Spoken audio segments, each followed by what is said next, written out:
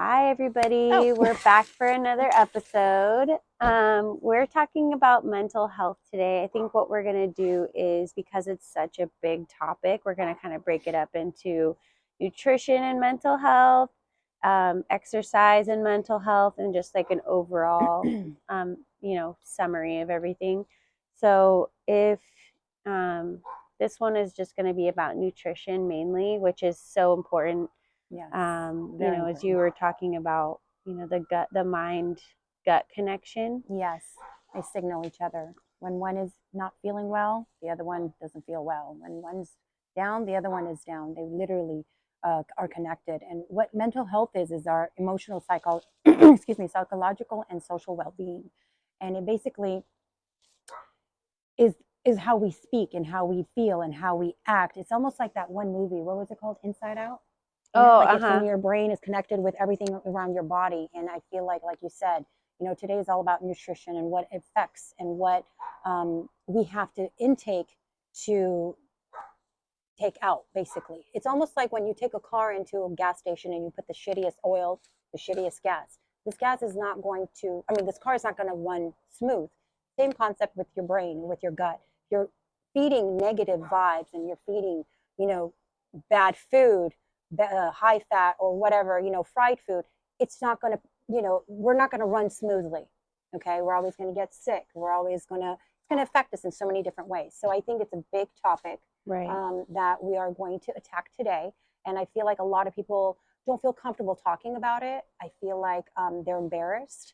I feel like they feel like they're going to be judged. But I think all the feelings that we feel during our mental health, whatever we're going through, the anxiety, the depression, the sadness, the panic disorders, whatever we're going through, these are all normal. I think there is not one person in this world can actually say, oh, I didn't feel sad, or I don't feel, anxious or whatever. Every single person feels one of them. And I feel like that is very normal because it's your emotions, and we're all connected somehow. So it's okay to talk about it, So, I know we were talking about the nutrition part. Yeah, as far as when I was just thinking when you were talking right now, there is a level of I want to give respect to people who are clinically depressed and people who feel depressed. There is a difference between the two. So clinically depressed is, I'm just offhanding. I didn't research this, but just from my prior knowledge is I believe you're feeling the symptoms of depression for 3 months or longer. Yes. You're in a clinical depression. Whereas if you feel depressed, which there are different emotions that are normal, happy, sad, anxious, nervous, they're all sad, everything is normal. But to the level of where you can't function, to where you can't operate, you can't go places because you feel anxious, or you can't sleep, or you can't go to your job, that is where it reaches another level. But as you were saying, the mind gut connection, there is a neurotransmitter that, and we were talking before I get started on that, we were talking about how the gut and the mind are connected, and that is a relatively new thing. Yes. We didn't really make that connection. It was just kind of mind, and then the head is cut off from the rest of the body, and now we're kind of seeing everything is kind of throughout. Yeah, they send each other signals. Yes, and so the signals are through the neurotransmitters and the gut health that we have. Serotonin lives 95% of our serotonin lives in the gut. Yep. And it's funny you said that because there actually, I don't remember which doctor it was. I was just talking about it. Everybody is so concerned about the brain. Yeah. And about, having enough serotonin. But it's literally, they need to connect with the gut. Right. The gut is where the major release of the serotonin comes from. Yes. And it's funny because you said, well, even you were saying, they're connected. That's a very Western medicine type thing. Is they're all separate things. The brain, the lungs, the blood, the gut, GI tract. Yep. It's all connected, and we're learning more and more about that, which I loved kind of looking into the subject. Too. So I really enjoyed it. Pretty much, there are a handful of mental health conditions. There are so many.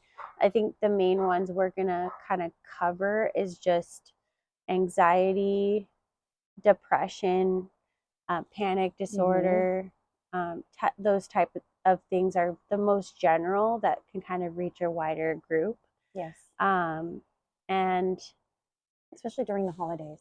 and during the holidays, It's that's right. so hard during the holidays. I feel like during the holidays, you have people who are more depressed because, due to money issue, Families family missing, missing, family problems. problems, so many different things, being alone, So I always encourage people to reach out. Okay, reach out to those ones that they need that extra little, hey, how you doing? I mean, Check it doesn't in. check in. It doesn't hurt. I mean, maybe just go out to lunch with them or something. I mean, and it's very hard to accept, like admit it. A lot of people, they're perfectly fine from the outside, but deep down inside, there's that sadness that is still there that they haven't really worked with. So they kind of just like push it on the side. But during the holidays, it just comes out. It Right. comes out so dark that it's scary. It's very scary. And like lately, I've noticed young children, come, to their moms and dads, and I'm feeling anxious today, or I'm depressed. I don't remember ever going to my mom when I was younger and saying I'm depressed, or I'm sad, or I'm anxious. There was no There was acknowledgement. no, yeah, it was not. I don't even remember feeling that way. There was no labeling of, what do you mean you're depressed? I don't go outside and play. It was like more of like very nonchalant, like where now we're learning more and more that, people are expressing themselves, which is great, but I feel like they need to learn more about where this feeling is coming from And what's and normal what's amount of anxiousness and exactly, what's not, because exactly. it is normal. Like, let's say I'm about to go on stage or Yeah, I'm of about to course. take a big Yes. test and I'm feeling anxious. That's a normal feeling. Mhm. And so Mhm. I think clarifying the two is like there is a normal healthy Yes. level of Yes. sadness, anxiousness. Like, some people have the high expectation if like you have a family member Yeah. or a a dog or someone who passed away, for you Right. not to feel depressed or anxious for a period of Right. time, because these relationships and these things we're doing and forming, they really, they affect us, and Yeah, to they admit they do. affect us is part of it, and that it's normal is part of it. But when it takes that step after After, that of right. like, I cannot like Control it. control it, I can't Yeah. function, Yes. and that's, I'm a It's almost very like big it believer of that. overpowers, your mind, your ability to move forward. Like it Right. almost like blocks you from, Debilitating. yes. It's just like when you're in that panic mode, it's almost like you want to take that step and just like move forward, and you can't.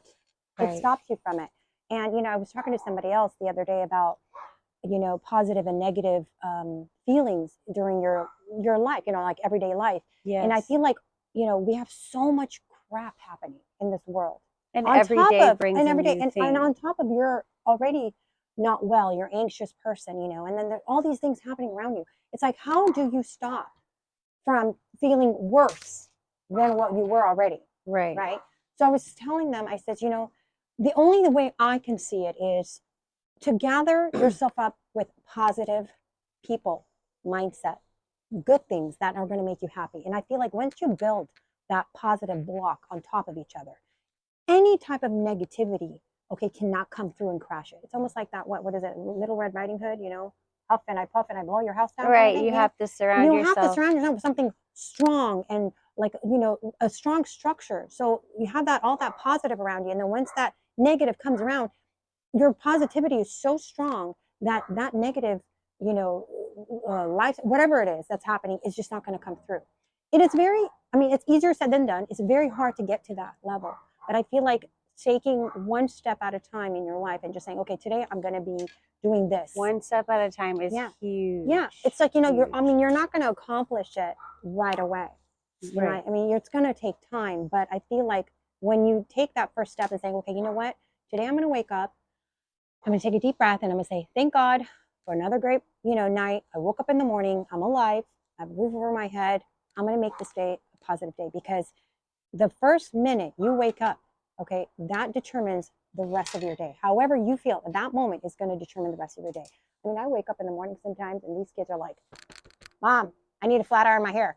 Mom, I need you to iron my clothes. You know how sucky it is to wake up like that? Or and even if you haven't had a good night's sleep, and then you're kind of having to kick the day off quickly. And I felt like sometimes a lot of people who don't have that good night's sleep at night in the morning, you have that anxiety feeling of your body's tired. You got to make it through the whole day like this. Am I going to be able to do this? It's a lot. And it's all connected. Everything is connected. Yeah. So sleep, like, we were talking about how, what are the conditions and where does mental health come from? Right. We were saying how, some of them are biological factors, right? Some are genes, some are life experiences, traumas, I mean, it's so many different things we were talking about. That can affect it. Right? Yeah.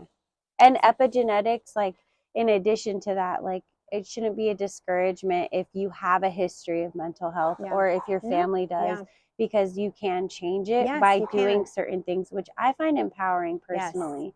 And so the things you can change is your nutrition, which I love that. Yeah. And there are certain things you do for your mental health that isn't always like green leafy vegetables. No, sometimes you need a potato for your mental health. And that's okay to have your potato. Listen, I'll talk about potatoes all day long.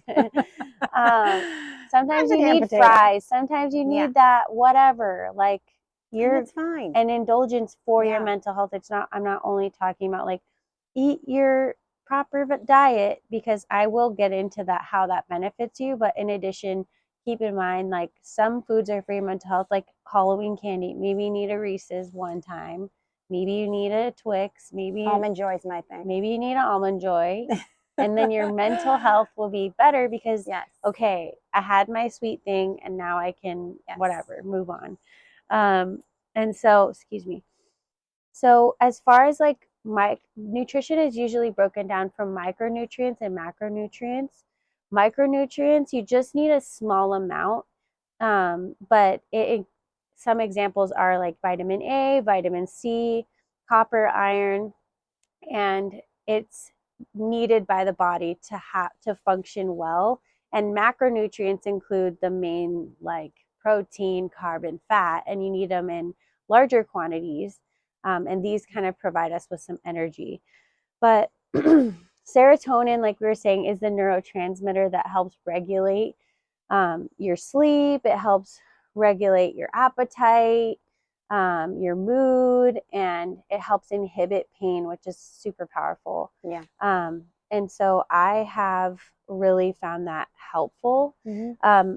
Looking into this, the World Health Organization lists that ill health and disability are the leading cause of mental health and depression, mental health issues and depression around the world. So sad. It makes sense. It does make lots of sense. And it's a very, I can't say simple thing, but it's something, I mean, you can fix it. It's something in your power that you can kind of adjust, work, create it where it will help you in the long run. In addition to other things. Yes, of course. Again, if we're not talking about it's only, only nutrition. It has nothing to, I mean, if it gets to a point where you need to take medication, that's a whole different, ball game. And that deserves its respect as well. Yes, that's also respects. Right. But, but I'm saying it's a connection with that and nutrition. I think together is a powerful medicine. And it's a tool you can use. I mean, you can depend on medication, if that's which way you want to go and if you need it, of course. But I think in addition, nutrition, exercise is going to help you longer, for the long run, a lot bit more than just sticking with one remedy. One aspect, relying on a pill as far as like reducing your cholesterol. Yep. That's another thing. It's like, oh, well, I'm taking a cholesterol busting medication. That, in addition to eating better foods that can kind of break up that cholesterol in your blood vessels and arteries, that is helpful as well. So in the article I read from the American Society for Nutrition, it states that mental health is bidirectional. So the foods we eat affect our mental health, and the mental health affects the foods we eat. So like maybe on a day you're not feeling great, you know what? I'm just gonna get Del Taco. I'm gonna get Taco Bell. I'm gonna get whatever, Jack in the Box. And that can in turn affect how we feel. You kind of enjoy it while you're doing it, and then maybe after you feel terrible. And in 2019, a review was published in the American Journal of Clinical Nutrition, and it stated that increased fruit and vegetable consumption positively impacted psychological health, and that daily vegetable consumption has a therapeutic impact by reducing symptoms of depression in people with clinical depression. And clinical depression is like what I started the episode is, it's where it lasts for a while. It's not just like, hey, I'm sad today because something happened. It's where someone's been depressed for several months, like, and they need to be on medication or have talk therapy or whatever's needed. So I thought that was super encouraging.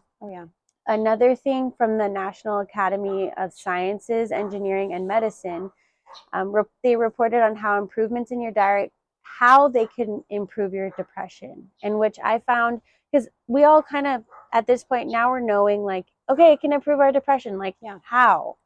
On a healthy diet, it provides more vitamins and minerals, healthy fats, fiber from fruits, veggies, whole grains, nuts and seeds, and all of these reduce inflammation, and they alter your neurotransmitters.